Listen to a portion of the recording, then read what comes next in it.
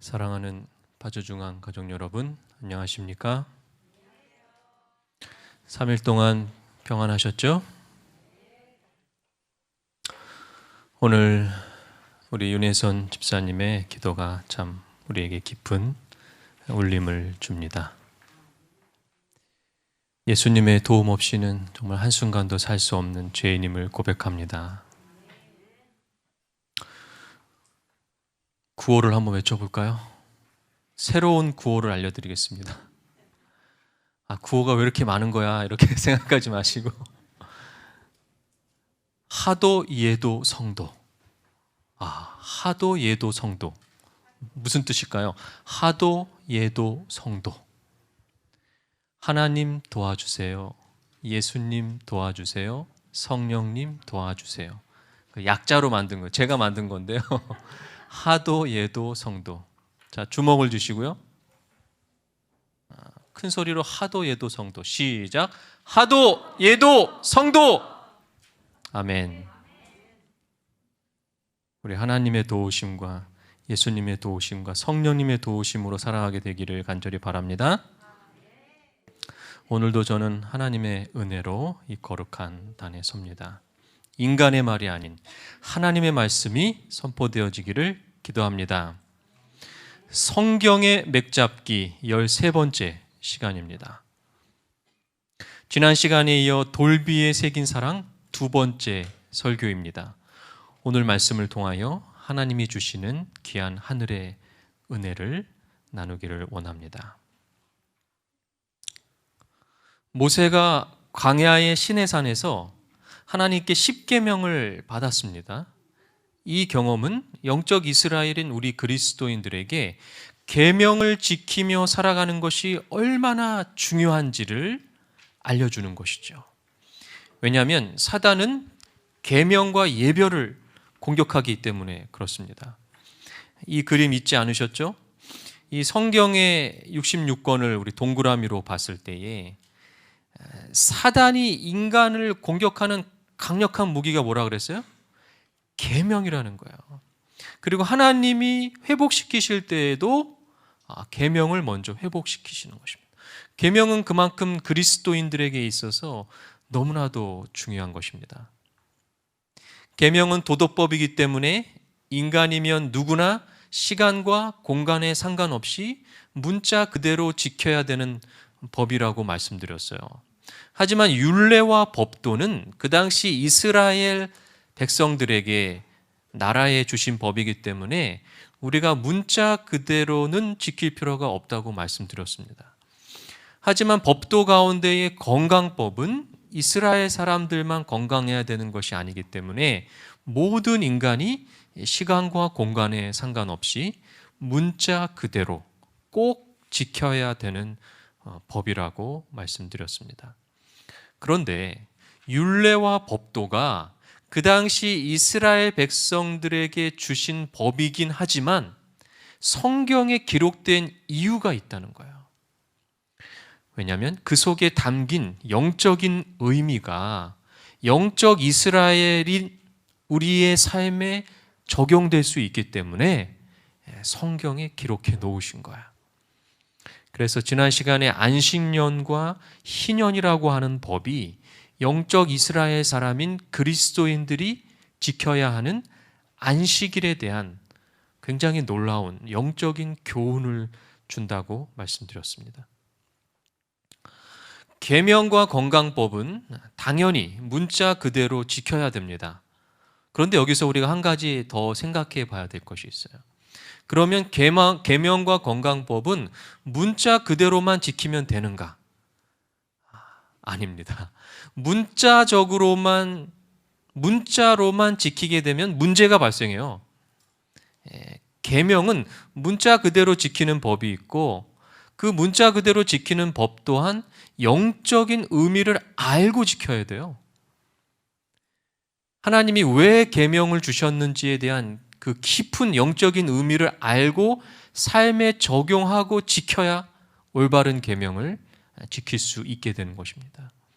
그래서 예수님께서 계명을 풀어서 설명을 해주셨는데요. 마가복음 12장 30절 내 마음을 다하고 목숨을 다하고 뜻을 다하고 힘을 다하여 주 너희 하나님을 사랑하라 하신 것이요. 둘째는 이것이니 내 이웃을 내 자신과 같이 사랑하라 하신 것이라. 이보다 더 큰 계명이 없느니라. 예수님께서 십계명을 풀어서 해설해 주시면서 첫째는 하나님을 사랑하는 것이요, 둘째는 이웃을 사랑하는 것이라고 말씀하셨어요. 왜 이렇게 풀어주셨을까? 그 당시 유대인들이 계명을 지킬 때에 문자적으로만 지켰기 때문에 그래요. 그 계명의 영적인 의미에 대하여 제대로 알려주시기 위해서 예수님이 설명하고 계신 거예요. 마태복음 5장 27절입니다. 또 간음하지 말라 하였다는 것을 너희가 들었으나 나는 너희에게 이르노니 음욕을 품고 여자를 보는 자마다 마음에 이미 간음하였느니라. 유대인들은 간음하지 말라는 계명을 문자 그대로 철저히 지켰어요. 간음한 여자를 가차없이 돌로 쳐 죽였어요. 하지만 그 속에 담긴 영적인 의미를 그들은 깨닫지 않았어요. 하나님이 간음하지 말라고 했을 때에는 문자적으로만 간음하지 않는 것을 뛰어넘어서 우리 인간의 마음에 음욕을 품지 않기를 바라셨던 거예요. 마음속으로 음욕을 품으면서 나는 실제 간음하지 않았으므로 의인인 것처럼 살아갔다는 거예요. 유대인들이 그랬고 오늘날 그리스도인들이 그런다는 것입니다.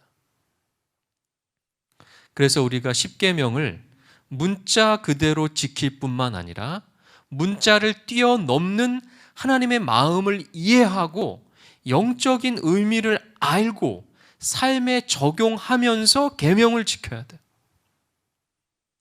오늘 그 계명들 가운데 특별히 9번째 계명의 영적인 의미에 대해서 살펴보려고 합니다.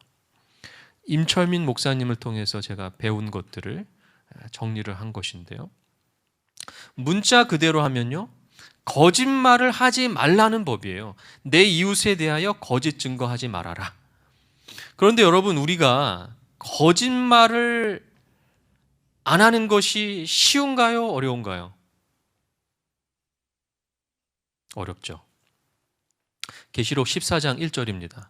또 내가 보니 보라 어린 양이 시온산에 섰고 그와 함께 14만 4천이 섰는데 그 이마에 어린 양의 이름과 그 아버지의 이름을 쓴 것이 있도다. 저희가 보좌와 내 생물과 장로들 앞에서 새 노래를 부르니 땅에서 구속함을 얻은 14만 4천인 밖에는 능히 이 노래를 배울 자가 없더라. 계시록 14장에 보면 14만 4천에 대한 이야기가 나오는데 14만 4천은 바로 구원받을 백성들을 상징하는 표현이에요.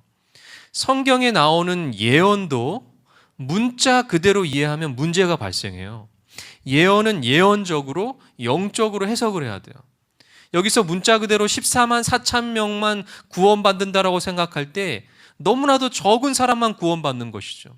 14만 4천을 실제 수로 생각하고 그 안에 들어가기 위해서 경쟁하듯이 종교 생활을 하는 사람들이 굉장히 많이 있어요. 매우 안타까운 일인 것이죠. 성경을 제대로 해석하지 않았기 때문에 그래요. 4절입니다. 이 사람들은 여자로 더불어 더럽히지 아니하고 정절이 있는 자라. 어린 양이 어디로 인도하든지 따라가는 자며 사람 가운데서 구속을 받아 처음 익은 열매로 하나님과 어린 양에게 속한 자들이니 그 입에 거짓말이 없고 흠이 없는 자들이더라. 구원받을 백성들의 특징이 나오는데요. 정리해보면 이렇습니다. 첫 번째, 여자로 더불어 더럽히지 않아야 된다는 것입니다. 여자로 더불어 더럽히지 말라는 것은 문자대로만 하면 간음하지 말라는 것이죠. 그러나 이것을 예언의 해석으로 봤을 때 상징적으로 영적으로 해석해야 돼요. 여자는 성경의 교회를 상징하는데 좋은 여자가 아니라 나쁜 여자는 타락한 교회를 상징합니다. 그러므로 이 부분은 타락한 교회에 빠지지 말아야 된다는 거예요. 구원받은 백성들은. 두 번째는 무엇입니까? 어린 양이 어디로 인도하든지 따라간다. 어린 양을 문자대로만 하면 진짜 양을 따라가야 되죠. 양이 어디 있습니까 지금? 그런데 성경의 어린 양은 예수님을 상징하는 거야. 예수님을 따라가야 된다는 것이죠. 그리고 어린 양에 속해야 된다. 예수 그리스도 안에 속해야 된다는 것이죠. 자, 그리고 마지막은 거짓말이 없어야 된다는 거야. 그럼 여기서 여자도 상징적으로 교회, 어린 양도 예수 그리스도를 상징한다면 거짓말도 문자 그대로의 거짓말이 아니라는 거예요. 거짓말은 문자대로 하면 진실이 아닌 말을 하는 것입니다.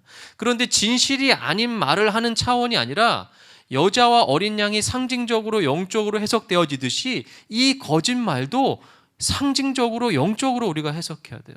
거짓말이 없어야 한다. 흠이 없어야 된다.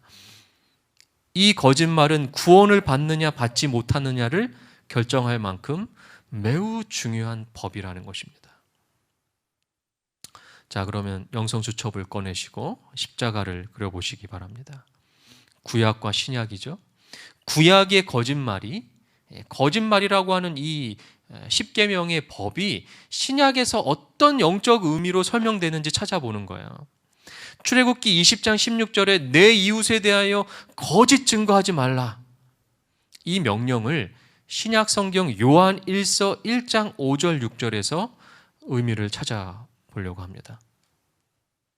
요한 1서 1장 5절입니다. 우리가 저에게서 듣고 너희에게 전하는 소식이 이것이니 곧 하나님은 빛이시라. 그에게는 어두움이 조금도 없으시니라. 만일 우리가 하나님과 사귐이 있다 하고 어두운 가운데 행하면 거짓말을 하고 진리를 행치 아니함이거니와. 요한일서에서 요한은 하나님은 빛이시고 어둠이 없는 분이라고 설명하고 있어요. 성경에는 두 개의 큰 맥이 흐른다고 설명드렸죠. 선과 악이라는 맥이 흐르고 있는데 선과 악을 상징하는 대표적인 단어가 바로 빛과 어두움이에요. 우리 그리스도인들이 빛이신 하나님과 사귄다고 하면서 여전히 어두움 가운데 행하고 있다면 그것이 뭐 하는 거예요? 그것이 바로 거짓말하는 거예요. 거짓말의 영적인 의미가 바로 이거예요. 문자 그대로의 그냥 우리가 진실이 아닌 말을 하는 차원이 아니고 하나님과 우리가 사귄다고 하면서 하나님을 믿는다고 하면서 여전히 빛이신 하나님 가운데 거하지 않고 어두운 가운데 거하는 사람들이 바로 거짓말하는 사람이라. 그렇다면 그 어두운 가운데 있다는 것은 구체적으로 어떠한 상태를 말하는 것일까? 요한은 요한일서 2장 9절에서 어두움을 이렇게 아주 자세히 설명하고 있습니다. 빛 가운데 있다 하며 그 형제를 미워하는 자는 지금까지 어두운 가운데 있는 자요. 빛 가운데 있다고 하면서, 즉 하나님 안에 거하고 있다고 하면서 하나님과 사귐이 있다고 하면서 여전히 형제들을 미워하는 사람들이 어디 가운데 있다는 거예요? 어두운 가운데 있는 사람이라는 거예요. 여러분 놀랍지 않습니까? 하나님 안에 있다고 하면서 여전히 미워하는 사람들이 있고 용서하지 못하고 있는 사람들이 있다면 그 상태가 지금 어두운 가운데 있는 것이라는 거예요. 그리고 그 사람들은 거짓말하는 사람이라는 거예요. 9번째 계명을 지키지 않고 살아가고 있는 사람들이라는 거예요. 참으로 놀라운 일입니다. 요한은 요한일서 4장 20절 21절에 다시 한번 자세히 설명합니다.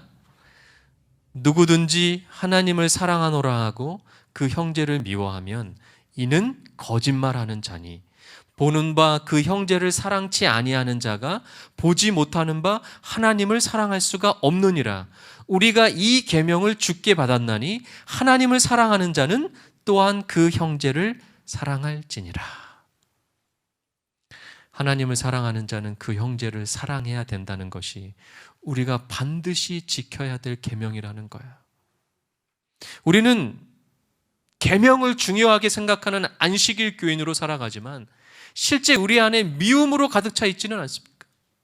하나님을 사랑한다고 말하면서 여전히 형제를 사랑하지 못하고 미워하고 무관심하며 살아가고 있지는 않습니까?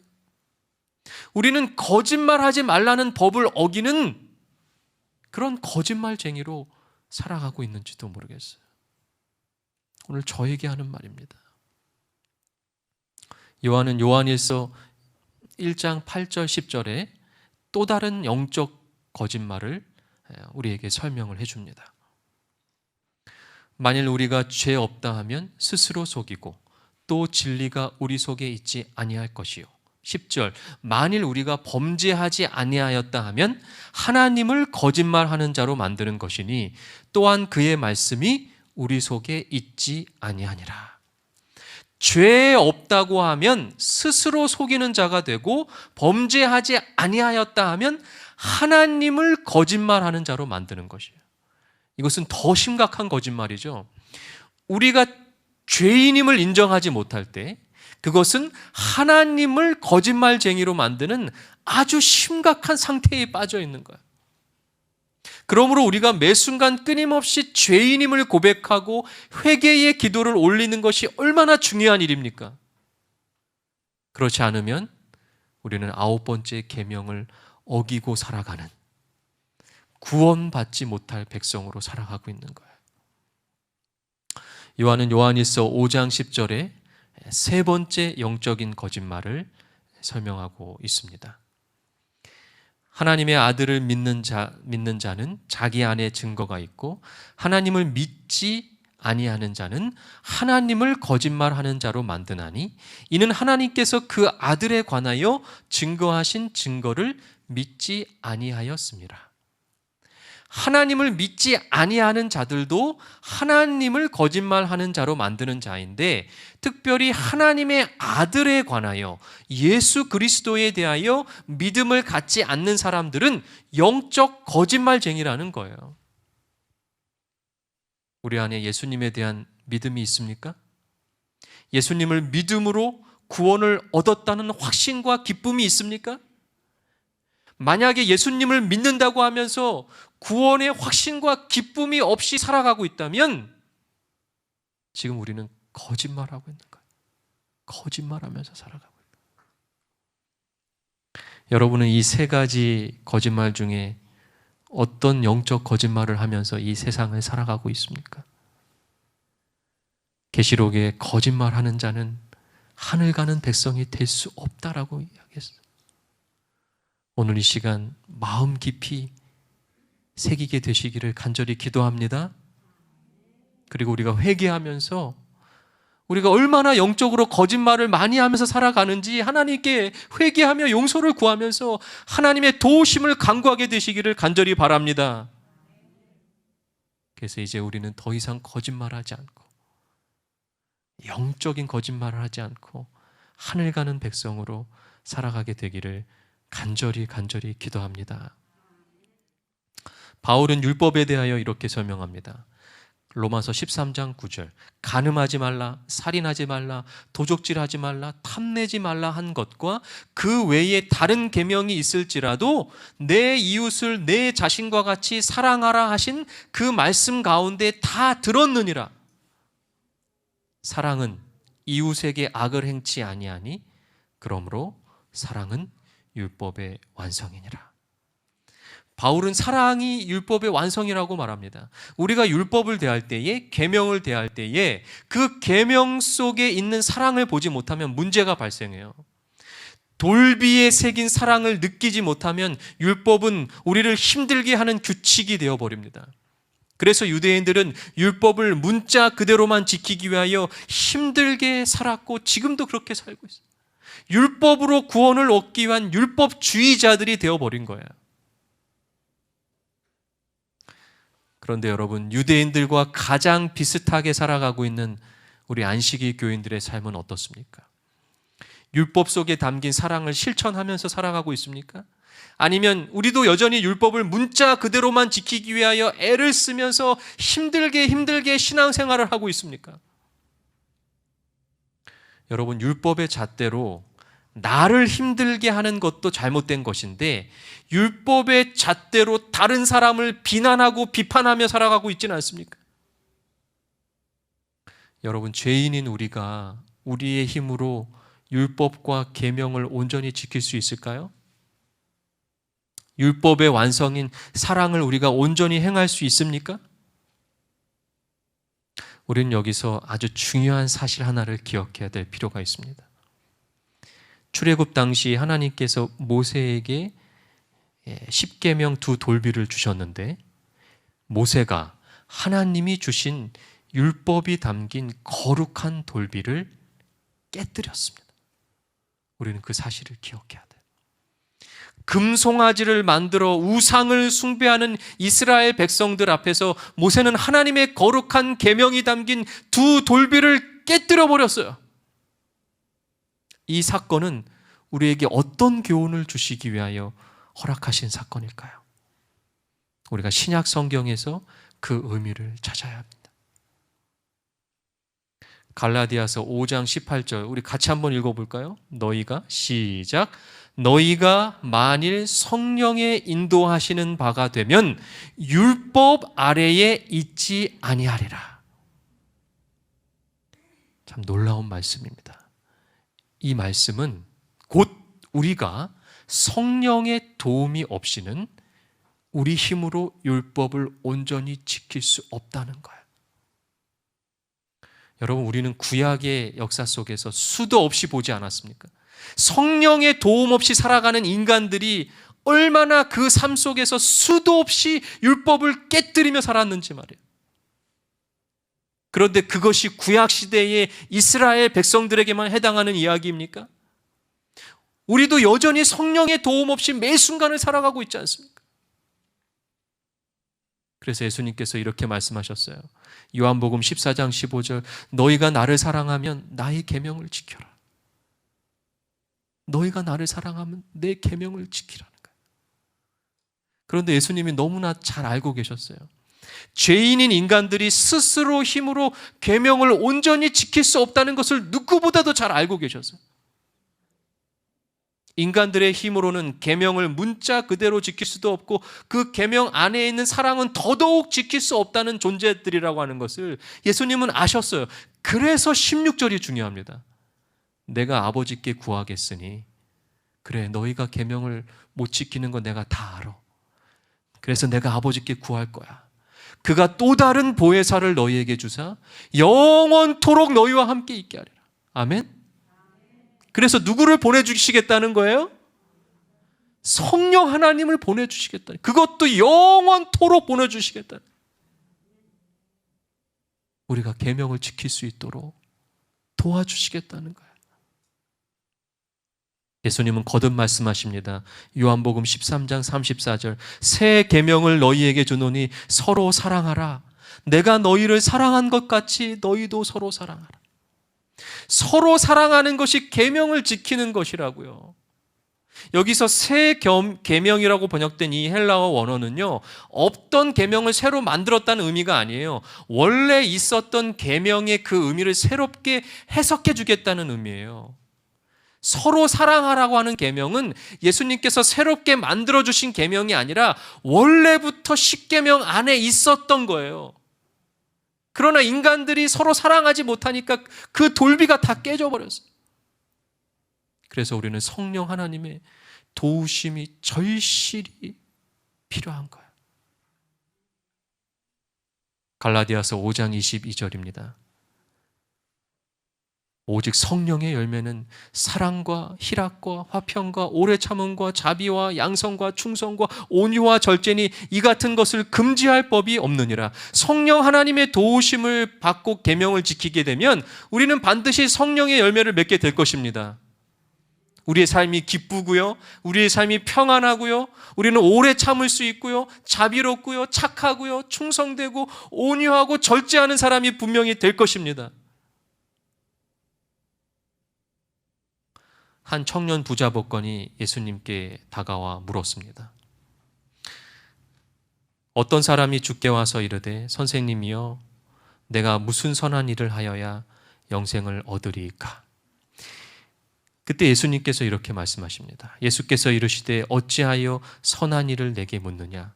선한 이는 오직 한 분이시니라. 내가 생명에 들어가려면 무엇을 지키라? 계명을 지켜라. 예수님은 이 청년 부자 법관에게 계명을 지키라고 말씀하셨습니다. 그때 청년은 예수님께 다시 묻습니다. 이르되 어느 계명이오니까? 예수께서 이르시되 살인하지 말라, 간음하지 말라, 도둑질하지 말라, 거짓 증언하지 말라, 내 부모를 공경하라, 내 이웃을 내 자신과 같이 사랑하라. 청년이 다시 물었죠. 어느 계명을 지켜야 됩니까? 예수님은 10계명의 5번째부터 9번째 계명을 말씀하시면서 이웃을 네 몸과 같이 사랑하라고 말씀하셨어요. 그 청년이 이르되 이 모든 것을 내가 지키었사온데 아직도 무엇이 부족하니까? 이 청년은 법관이었으므로 그 모든 계명을 문자 그대로 잘 지켰다고 자신 있게 이야기했습니다. 그러나 예수님은 그런 그에게 이렇게 말씀하셨어요. 예수께서 이르시되 내가 온전하고자 할진대 가서 내 소유를 팔아 가난한 자들에게 주라. 그리하면 하늘에서 보화가 내게 있으리라. 그리고 와서 나를 따르라.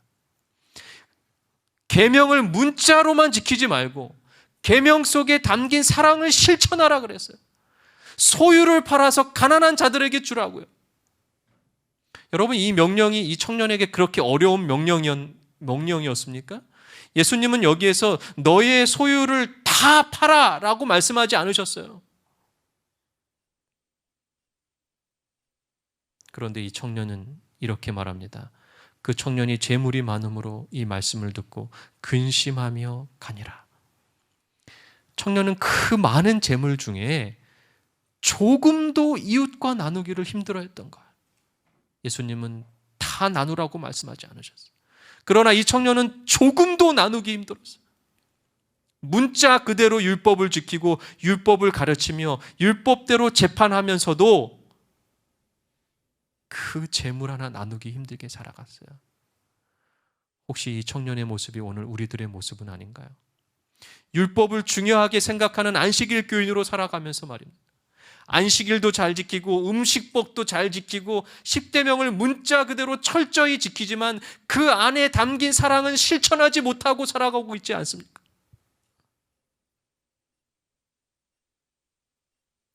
예수께서 이 청년과 이 제자들에게 이렇게 말씀하셨어요. 제자들에게 이르시되 내가 진실로 너희에게 이르노니 부자는 천국에 들어가기 어려우니라. 다시 너희에게 말하노니 낙타가 바늘기로 들어가는 것이 부자가 하나님의 나라에 들어가는 것보다 쉬우니라. 여러분, 낙타가 바늘기로 들어갈 수 있습니까? 없습니다. 낙타가 바늘기로 들어갈 수 있는 방법은 한 가지밖에 없어요. 바늘을 낙타보다 더 크게 만들면 돼요. 여러분, 부자가 하늘에 가는 방법 마찬가지야. 단 하나밖에 없어요. 돈을 땅에다 쌓아두지 말고 하늘에 쌓아두면 돼요. 하늘에 쌓아두다 보면 그 무게에 못 이겨서 하늘문이 점점 커지는 거예요. 제자들이 듣고 몹시 놀라 이르되 그렇다면 누가 구원을 얻을 수 있으리까? 예수께서 그들을 보시며 이르시되 사람으로는 할 수 없으나 하나님으로서는 다 하실 수 있느니라. 제자들이 물었습니다. 그럼 예수님, 도대체 누가 구원을 얻을 수 있습니까? 우리도 제자들과 똑같은 질문을 하면서 살아가고 있지 않나요? 하나님, 어떻게 구원을 얻을 수 있습니까? 제가 구원을 받을 자격이 있습니까? 어떻게 구원의 기쁨을 누릴 수 있습니까? 예수님의 대답은 분명합니다. 사람은 할 수 없다는 거예요. 오직 성령 하나님의 도우심 없이는 인간은 율법을 문자 그대로 지킬 수도 없고 율법 속에 담긴 사랑을 실천할 수도 없습니다.